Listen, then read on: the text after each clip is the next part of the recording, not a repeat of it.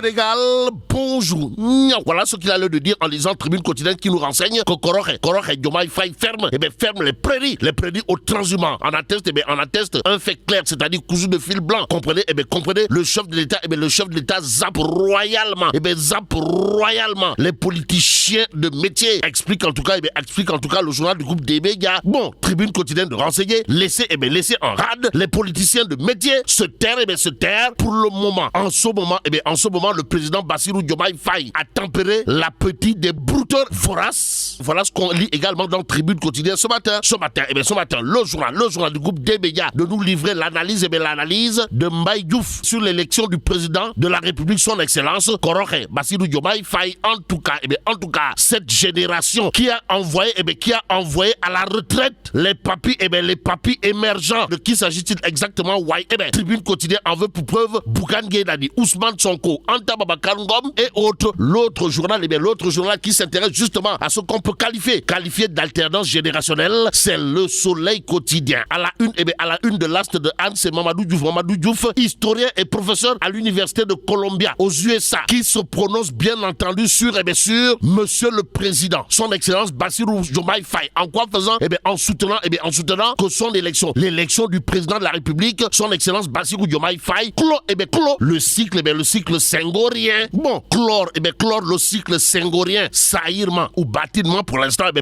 Le témoin continue de s'arrêter sur la première réunion post-présidentielle. Pourquoi faire? Pour barrer ça d'une interrogation Kouroubaïfal et Mboldebouride. Bon, la coalition Diomaye président, un nouveau Benno Bokk Yakaar, c'est l'interrogation qui barre la une du témoin quotidien ce matin. Le journal en tout cas d'expliquer exactement comme l'avait fait avant elle la CAP 21 et Benno Bokk Yakaar, la coalition Diomaye président. La coalition Diomaye président est en passe de se structurer pour un éventuel partage du gâteau entre ses membres. Bon, les membres de la coalition Diomaye président qui auront un intérêt particulier à s'intéresser à l'actualité du peuple quotidien. À la une du journal, il est écrit régime de rupture ou homme de rupture, une duperie et une utopie. En tout cas, en 2012, Macky Sall avait une équipe resserrée à 25 ministres sans secrétaire d'État. Et en l'état, en 2024, Diomaye a un gouvernement de 25 ministres avec 5 secrétaires d'État. Explique autant d'expliquer le peuple quotidien ce matin. Retenons également l'autre information du journal, comprenez, des centaines de millions de francs CFA dépensés à l'hôtel Azalaï au menu de l'actualité des tenants actuels du pouvoir. Même s'il est dit pouvoir, c'est d'abord vouloir. Il convenait de retenir ce que nous livre le peuple quotidien, comprenez, une guerre de positionnement entre pro-Sonko et pro-Diomaye qui apparemment fait rage, d'où le point rageur relevé dans le peuple quotidien, comprenez, un allié de la première se plaint en privé en déclarant les gens de PASTEF sont pareils, sinon pire que ceux de l'APR. Que retenir d'autre autour de l'actualité du peuple quotidien? Sinon ce que nous livre le journal, comprenez, le MFDC menace le président Diomaye Faye. Bon, le réseau des féministes du Sénégal dénonce le faible pourcentage de femmes dans le gouvernement. Nous livre en tout cas le peuple quotidien et l'exclusif quotidien, toujours d'emboucher la même trompette, histoire de révéler à sa une premier gouvernement Diomaye Sonko, le duo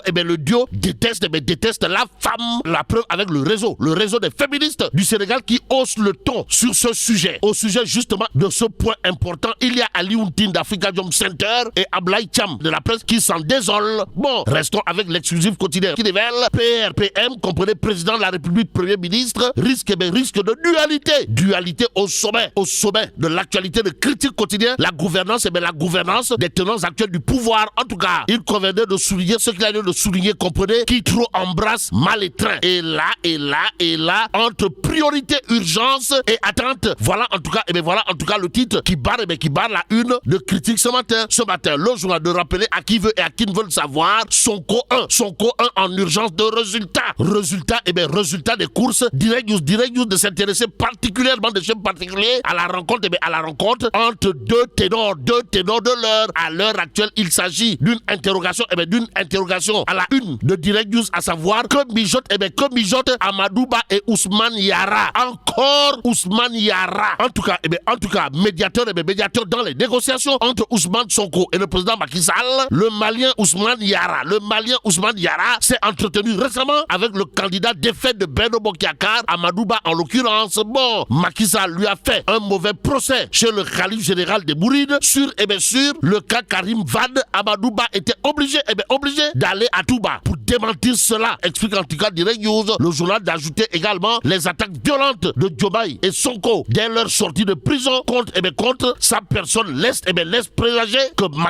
Macky Sall lui aurait fait un bébé dans le dos. Et pour éviter un coup de poignard dans le dos, retenons en tout cas d'après Direct News qu'en rencontrant Ousmane Yara, certainement il voulait mettre les points sur les i et peut-être jouer au rapprochement avec le nouveau régime. Et c'est à plein régime qu'il convenait de chercher à savoir, histoire de faire savoir ce qui intéresse en tout cas la rédaction de Direct News, qui interroge est-ce que Amadou Ba va prendre son courage à deux mains et assumer son statut de chef de l'opposition. Aussi sera-t-il en mesure de porter la radicalité face à Ousmane Sonko et compagnie? Voilà l'autre interrogation en tout cas à lire dans Direct News ce matin. Le journal de noter en tout cas de nombreux observateurs soutiennent que Amadou Ba est quelqu'un de très mou politiquement parlant pour être le porte-étendard de l'opposition devant des jeunes qui dans le discours et dans l'action sont très virulents. Ainsi Direct News de nous rappeler ce que disait le Gorgui national, international, universel, mondial, comprenait Mam Wade, khalife général Koulouadayon de son état, à savoir le pouvoir ne se donne jamais sur un plateau d'argent, mais ce qu'il est là de prendre pour argent comptant. Et à lire dans Tribune quotidien ce matin, le journal en tout cas de renseigner après la publication de la liste du nouveau gouvernement, les fruits porteront-ils la promesse des fleurs? Voilà ce que cherche à savoir, histoire de faire savoir le journal du groupe des médias. Bon, restons avec Tribune quotidien pour terminer. Le journal en tout cas d'indiquer fête de l'Aïd-el-Fitr 2024, la cherté des prix des denrées de première nécessité gâche la fête. Et là mais là t'es dong de cey Allah fu ñu jëmati. Bon, que Dieu préserve le Sénégal. dikkati na suy bale ni ki noonu it xam fooy teg sa tànk. lii la Ousmane Sonko njiitum réew mi Bassirou Diomaye Faye daal di woote. laas yéene kaay naan man ña nga fixé fa ñu jaar ndax fa ñu jëm a tax Tribune yéene kaay naan kon moom Bassirou Diomaye Faye daal dina ni kàppet dagg tànk ñi nga xam ne ay politiciens de métier lañu. moom Diomaye mel ni ku naan transhumant yi fii day mus deesu fi naane ñeex ci gouvernement gi politicien de métier la daal di njëkk ber gas ba mu xool daal di leen suul ci waxtu yi ña nga xam ni dañ daan wër na wet fu ñax ma tooy ñu daal di dardari daal di fay jëm fu mu woowee ñu daal di bàyyi ñooñee la bas daal di tëjal buntu yi ne leen liggéey la ñu woote wuñu politique leen fa yéene kaay naan kon moom Ousmane Sonko la dal président Macky Sall day la bañ mu daal Bassirou Diomaye Faye Ousmane nga naan indirectement la waaye fekke naa ay fan yu mujj yu président Macky Sall ci nguur gi waaye Sall ngaari lam tooro buur gede moo wéet kay waxuma la wéetaayu nguur goo xam ni day bëgg nërmeelu waaye wéetaayu nguur goo xam ni ca ndoorteel ga ba ca cappaandaw gaag wéet la wéet gi nag deesu ko woon xam lu dul muy bëgg ñàkk nguur gi ndax tànk ñi ngi toog mu leen di jox la mu bëgg dégg lañ koy wax la mu bëgg it lañ koy defal waaye Sall ci mujjanteel gi gaa yi bàyyee nañ ko boppam fa yallaahu bàyyee ko wéetaay goo xam ni maar day taali moom Ousmane Sonko naan lii ci boppam lan bañ mu dal Bassirou Diomaye Faye ñun ñi ko fal nañ ko wër ndomb du pour contrôler ko waaye nag bañ mu wéet benn yoon ci xeex bi ndax la ñuy xaar cay la ñuy xaar ña nga xam ni ñooy suñuy adversaire fi mu ne ñàkk nan de waaye bàyyiwuñu dañuy xaar benn faay daal di ñëw ñu daal di ñuy song